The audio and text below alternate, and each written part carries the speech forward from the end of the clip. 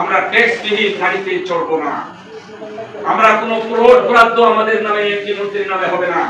আমরা দুর্নীতি করব না, আমরা দুর্নীতি সহ্য করব না। স্পষ্ট আমি জামাত বলতেছি, আমরা করতে দেব না। ইনশাআল্লাহ প্রতিটি ঘরে ঘরে দরজায় দরজায় ইসলামের হাওয়া যাদের যেটা হোক ইনশাআল্লাহ বাড়ি বাড়ি পৌঁছে দিব ইনশাআল্লাহ। স্পষ্ট আমি জামাতের বলে দিল আমাদের আমির সাহেব কিছুটা কথা স্পষ্ট বলে দিয়েছে, আমরা ট্যাক্সবিহীন গাড়িতে চড়বো না। আমরা কোনো প্লট বরাদ্দ আমাদের নামে এমপি মন্ত্রীর নামে হবে না।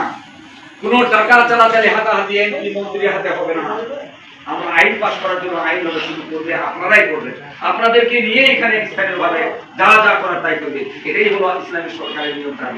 আমরা দুর্নীতি করব না, আমরা দুর্নীতি সহ্য করব না। স্পষ্ট আমি জামাত বলতেছি, আমরা করতে দেব না।